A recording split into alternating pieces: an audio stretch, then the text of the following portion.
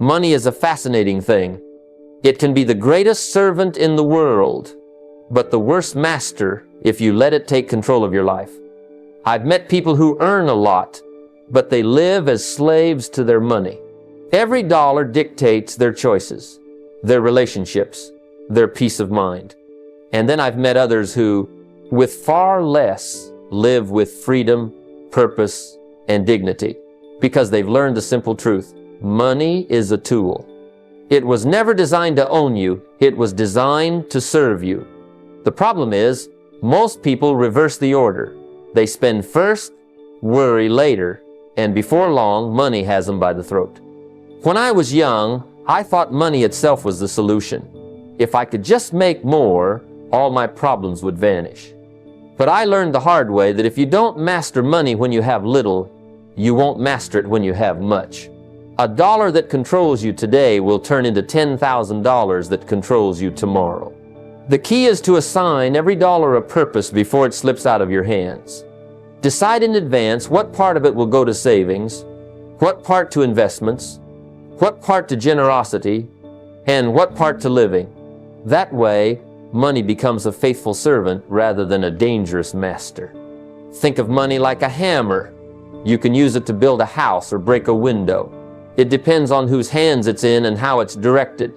When you put money to work serving your goals, buying assets instead of liabilities, funding education instead of mindless consumption, you start to experience real freedom. The shackles fall off, and suddenly you're the one calling the shots. Not your bills, not your debts, not your impulses. So here's the question. Are you using money, or is money using you? The answer lies in your daily disciplines. Keep a budget, track your net worth, build an investment habit, and give consistently. Those simple practices keep money in its rightful place, as your servant, not your master. Because in the end, money has no character of its own. It will take on the character of the one who controls it. Let it serve you, and it will help build a life of freedom and purpose. Let it control you, and it will quietly steal both. The choice is yours. I've seen people make a fortune overnight and lose it just as quickly. They thought the money itself made them wealthy. But the truth is, money doesn't make you wealthy. Character does. Discipline does. Wisdom does. If you aren't prepared for wealth, it will slip right through your fingers. And the reason is simple. Money will always match the level of the person holding it. If you grow yourself, money will stay. If you don't, it will leave. When I was young, I thought wealth was simply about earning more. But then I met men who earned 10 times more than I ever had. Yet they were broke, drowning in debt, living beyond their means, always chasing. And I realized something. If you don't become the person who can handle wealth, then no amount of money will ever be enough. That's why the true work isn't just about making money. It's about becoming the kind of person who deserves it, who can multiply it, and who won't lose it. That's why personal development is the foundation. Work harder on yourself than you do on your job. A job pays you a wage, but self-growth pays you a fortune. Learn the skills of discipline, of patience, of communication, of leadership. Build habits that create structure in your life, because without structure, wealth becomes chaos. That's why people who win the lottery often end up broke.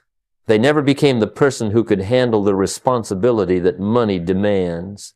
So here's the shift. Don't just ask, how can I make more money? Instead ask, who do I need to become so that wealth will stay with me, grow with me, and serve me? That question changes everything. Because if you become wise, disciplined, and skilled, the money will find you. And when it does, you'll know what to do with it. Never forget, wealth is attracted to the person you become, not just to the effort you make. Become strong, become wise, become disciplined, and the wealth will not only come, it will remain. The goal isn't just to make money. The goal is to become the kind of person who can handle it. Wages are honorable, they pay the rent, put food on the table, and give you stability. But let me tell you something that changed my entire financial life. Wages will make you a living, but profits can make you a fortune. When I first heard that, it struck me like a lightning bolt. I realized I could only go so far working for someone else, trading hours for dollars. And even if I worked harder and earned a little more, there would always be a ceiling. But profits have no ceiling. Profits can grow as large as your imagination, your courage, and your discipline will allow. When I was starting out, I worked a regular job, and there's nothing wrong with that. But I took some of those wages and began a little enterprise on the side. It wasn't big at first, but it was mine. It taught me lessons wages could never teach me. How to serve a customer, how to take responsibility, how to take risks and solve problems. Those small profits began to open doors I never imagined possible. And eventually, I discovered that the profits from a simple side business could surpass the wages from my job. That was when I understood what true freedom looked like. See, a job gives you security, but a business or an investment gives you leverage. 1 hour of work in your own enterprise could pay you again and again long after the work is done. That's the power of profits.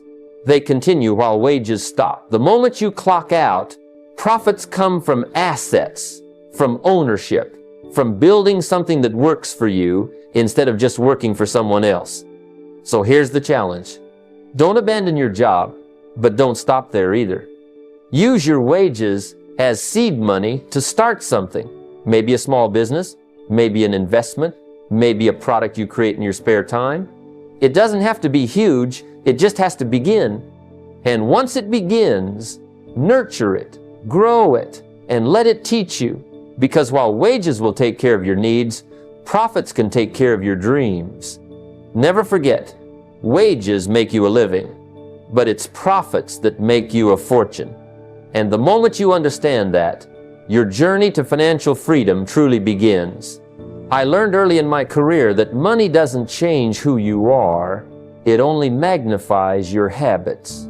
If you're careless with a little, you'll be careless with a lot. If you can't manage $100, you won't suddenly become wise when you're given 1,000. And if you can't handle 1,000, you'll have no chance when it grows to 10,000. Wealth doesn't start with the size of your paycheck. It starts with the discipline of your character. When I was broke, I thought my problem was lack of income. I used to tell myself, if only I made more money, all my troubles would disappear. But that wasn't the truth. The truth was, even if someone had handed me 10 times my salary back then, I would have found a way to lose it. Why? Because I hadn't yet developed the habits, the responsibility, the mindset to manage it. I had to learn the discipline of handling small money first. Think of it this way. If someone gave you a sapling and you couldn't take care of it, what makes you think you could manage a forest? It's the little things that prepare you for the big things. Saving $1 out of 10, tracking where your money goes, making sure you live on less than you earn. Those are the simple disciplines that prove to life you're ready for more. I remember the first time I decided to save 10% of my income. It wasn't much, but it was the start of a habit that changed everything. The act of setting that money aside, no matter how small, told me that I was in charge of my finances, not the other way around. Over time, that discipline grew into confidence, and that confidence turned into bigger opportunities. Before long, I realized the amount wasn't what mattered, the habit was.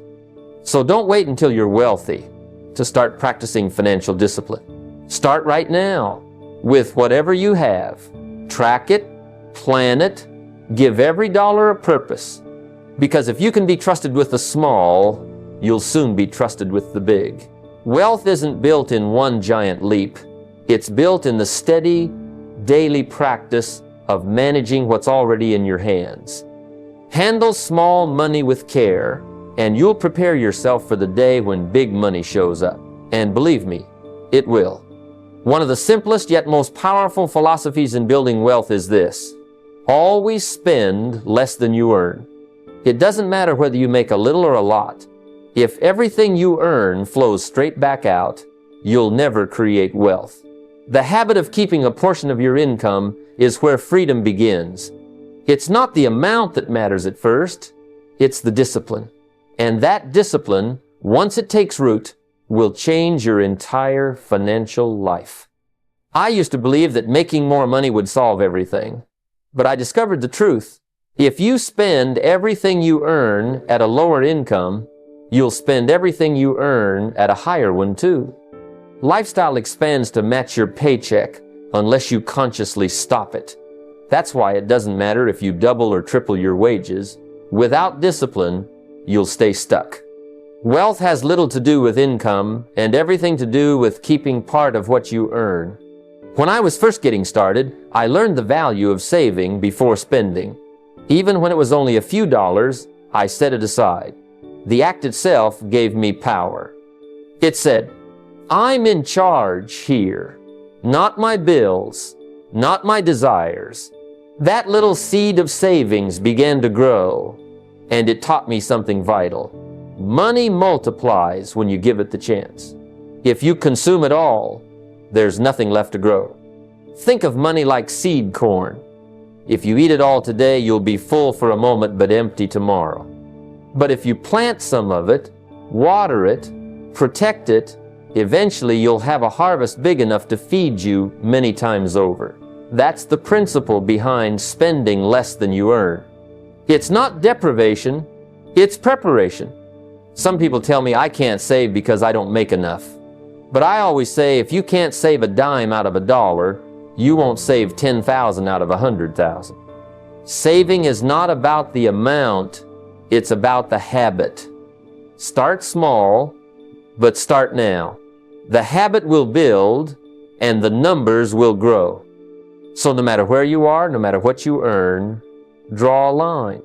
Decide today that you will always keep a portion for yourself before you spend on anything else.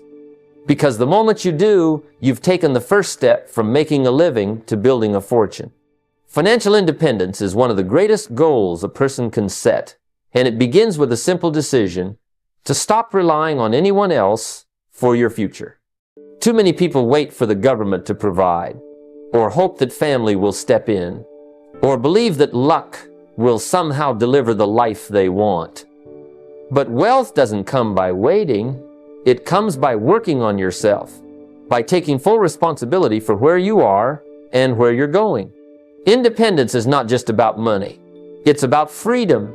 And freedom comes only when you decide to take control. I've met people who spent their lives leaning on others, and when the support was gone, so was their stability. It's a fragile way to live, always depending on someone else's choices or generosity. And I've met others who took responsibility, who said, it's up to me. I'll build the skills, I'll create the plan, I'll earn and manage wisely. Those people created something much stronger than money. They created certainty. Even if they lost it all, they had the ability to rebuild. That's what true independence gives you. When I was broke at 25, I could have blamed my circumstances, my background, or bad luck. But blame doesn't build a future. I had to make the decision to take charge of my financial life. No one was coming to rescue me, and that realization became my turning point.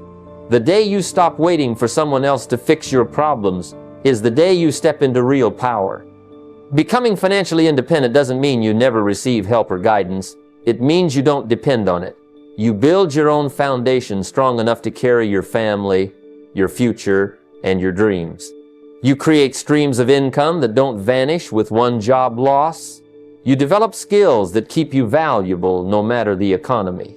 You practice discipline so that your lifestyle doesn't trap you in debt.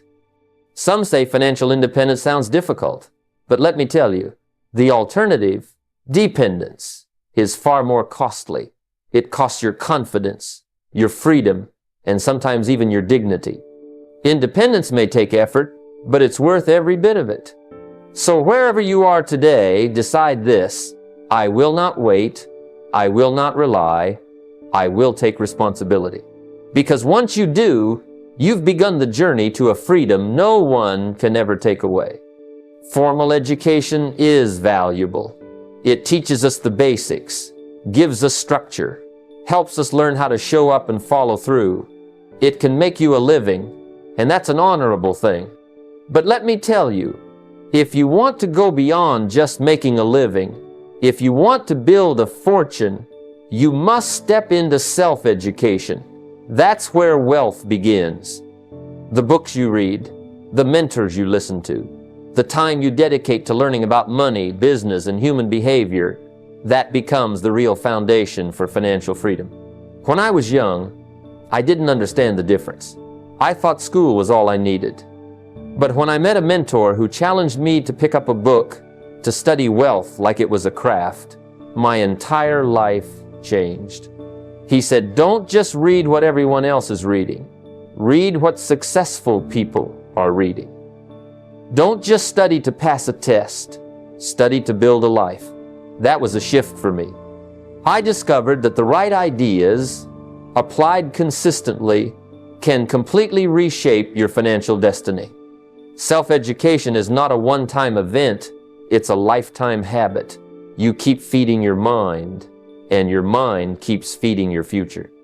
Pick up books on money management, investing, leadership, sales, human psychology, because wealth is not just about numbers. It's about understanding people, including yourself. A man or woman who studies every day, even if it's just 20 minutes, gains an edge that compounds over time, just like money does. You begin to see money not merely as a tool for consumption, but as a servant for your long-term goals. You learn to delay gratification, to make conscious choices, and to prioritize growth over instant pleasure.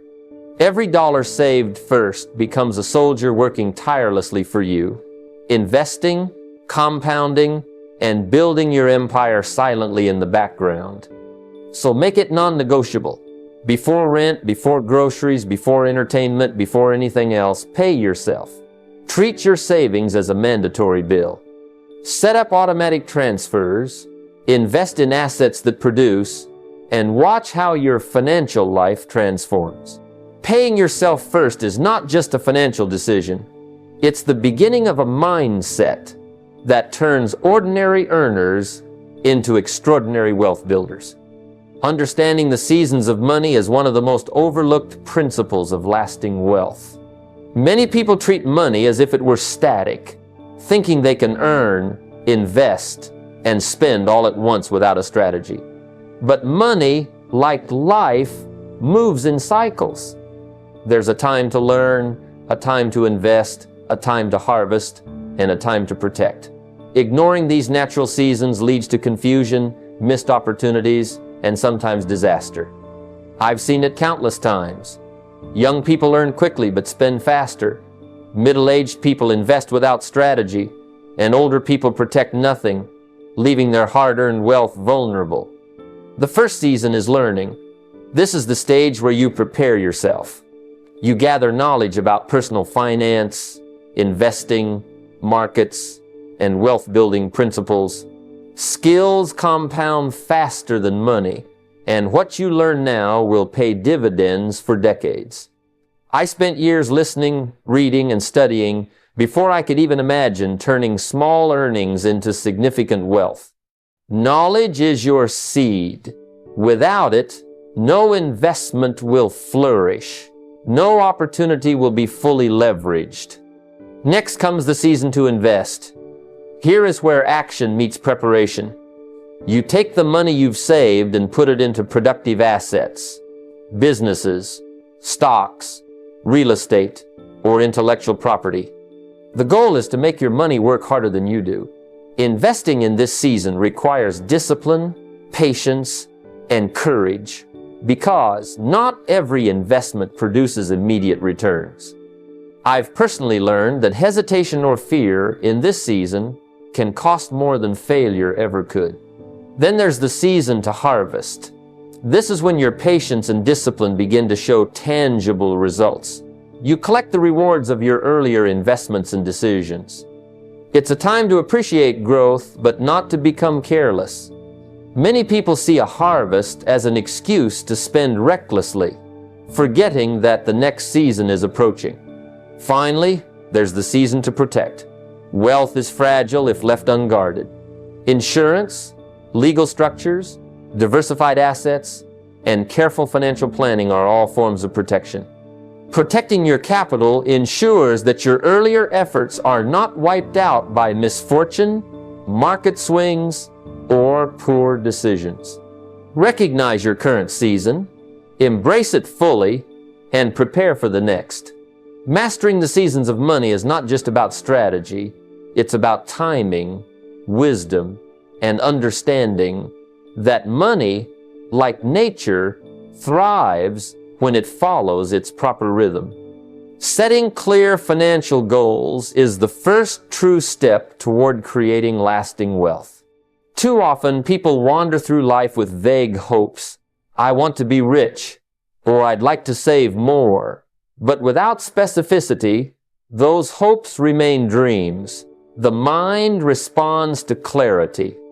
When you write down exactly what you want to earn, save, and invest, you are giving your subconscious a target, a destination to navigate toward.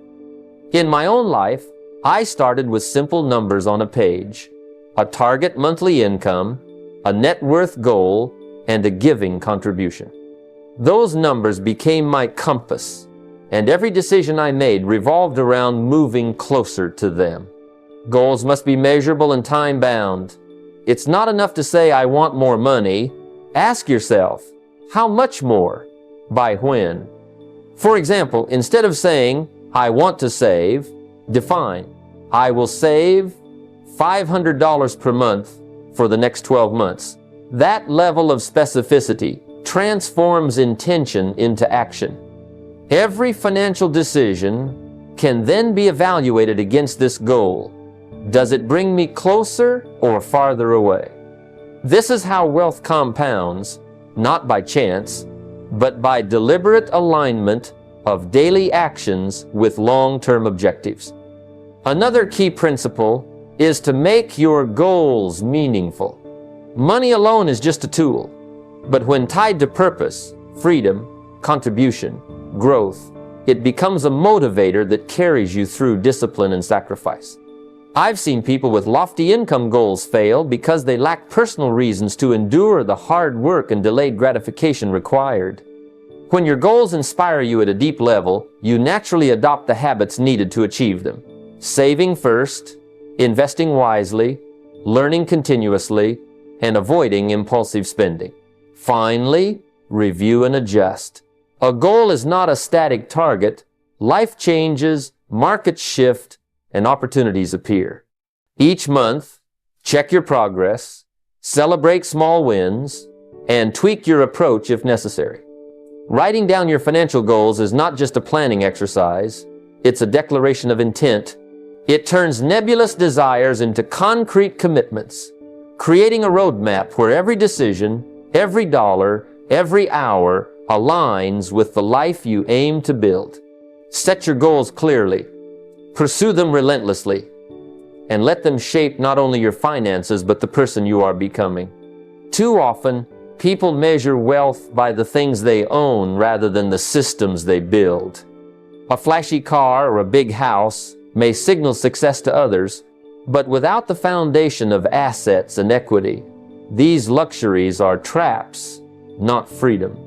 True wealth begins with building a portfolio of income-generating assets, stocks, real estate, businesses, before indulging in non-essential pleasures.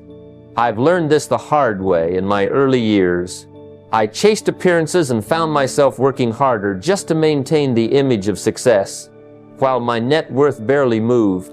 The philosophy is simple: assets first, lifestyle second. When your investments start producing cash flow, then and only then can you enjoy luxuries without stress or compromise. The discipline to defer gratification in this way trains your mind to prioritize creation over consumption, to value security and growth over instant satisfaction. Every dollar you invest is a seed planted. Every frivolous expense spent before building equity is a seed uprooted. Think of money as a tool. It should work for you, not the other way around. The practical strategy is straightforward. Before purchasing a luxury item, evaluate your assets. Are you earning more than you spend? Is your net worth growing month by month? If not, delay the purchase and redirect that money into investments that generate income. By doing so, you not only strengthen your financial position, but also cultivate patience, self-control, and long-term thinking, qualities that separate the wealthy from those who merely earn a paycheck. I remember advising a young entrepreneur who wanted a new car before his business could support him. I told him, if you buy the car now, it buys you a temporary feeling of status, but if you invest first, it will buy you freedom for life. He took that lesson seriously, and a few years later, his assets were generating enough cash flow to fund not just a car, but a lifestyle he truly desired without worry. The key takeaway is this: let your investments create the wealth, and then let your wealth create the lifestyle. Patience and discipline here compound more than money. They compound character, vision, and freedom. Luxury is only meaningful when earned on the foundation of equity.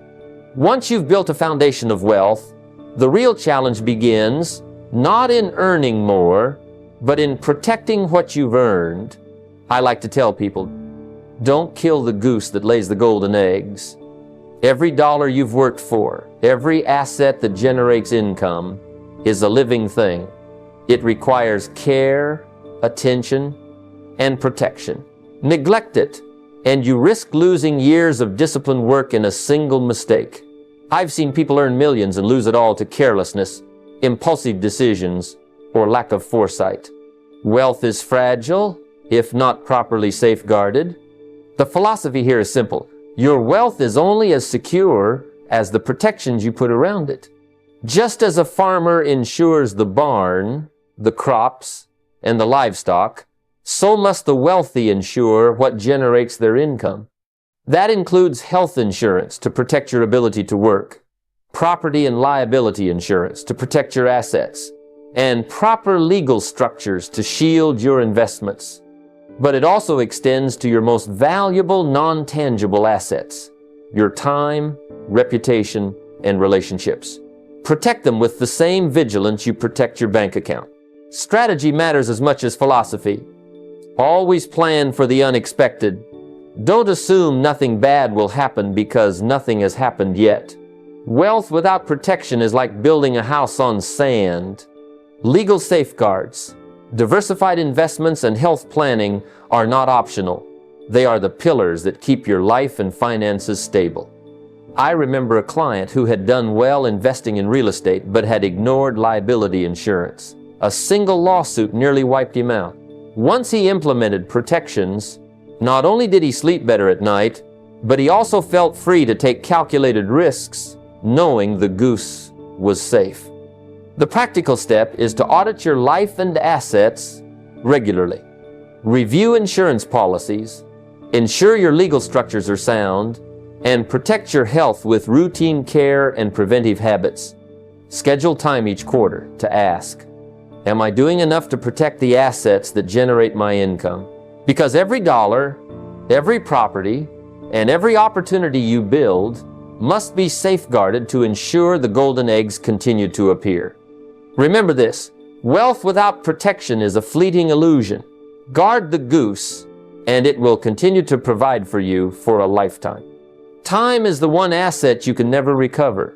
You can always earn another dollar, but once a minute, an hour, or a day passes, it's gone forever.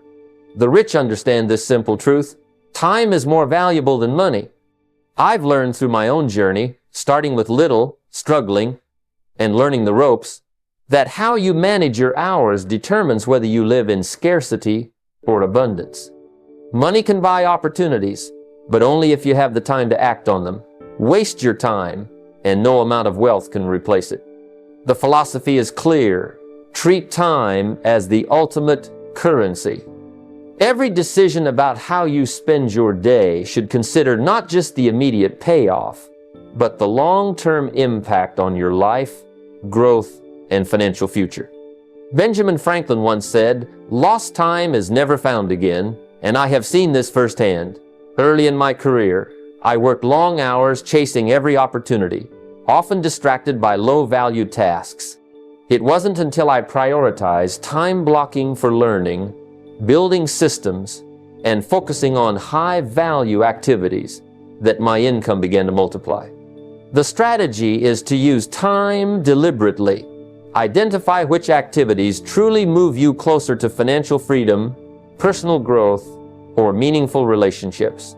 Minimize distractions, delegate low-value tasks, and automate wherever possible.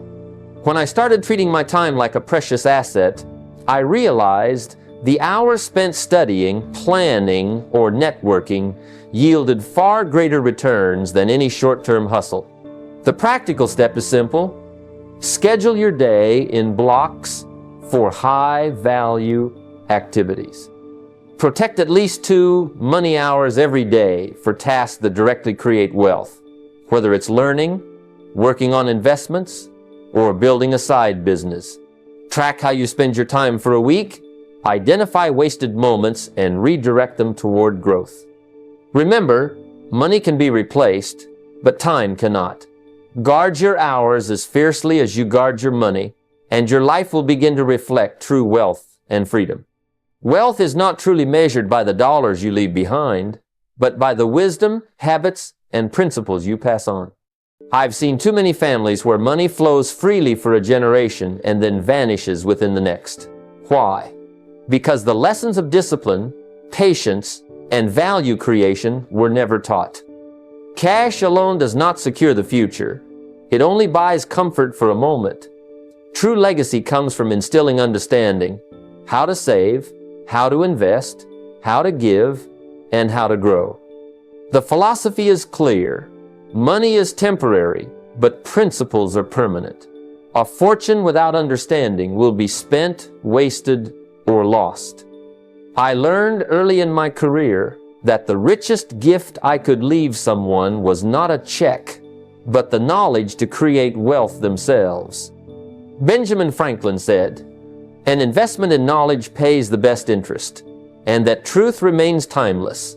Passing on knowledge multiplies its value beyond what any inheritance could accomplish." The strategy is to lead by example. Show your children, family, and community the power of disciplined habits, generosity, and wise decision-making. Don't just tell them what to do, demonstrate it in your own life. When I began mentoring young people and sharing my financial practices, I saw a ripple effect. Lessons absorbed became lifelong habits, and those habits became the foundation for their own financial freedom. The practical step is simple. Teach one financial principle this week, whether it's saving first, giving generously, or tracking net worth. Encourage questions. Share stories of mistakes and successes, and involve them in real-life applications. Even small lessons compound over time, shaping the mindset and skills of those who follow you. Remember, the true measure of wealth is not what you accumulate, but what you leave behind in people. Teach, guide, and empower, and your legacy will outlast any bank balance, becoming an enduring source of prosperity for generations to come. Wealth begins not in the bank, but in the mind. I've learned through years of experience that the way you think about money, value, and opportunity determines the life you'll create. A person with limited thinking may earn well, but remain trapped in scarcity, while a person who cultivates a wealthy mindset attracts abundance often before the dollars appear. It's not magic, it's principle. As the great philosopher Seneca once said, wealth consists not in having great possessions, but in having few wants. The mind shapes your choices, your habits, and your capacity to receive.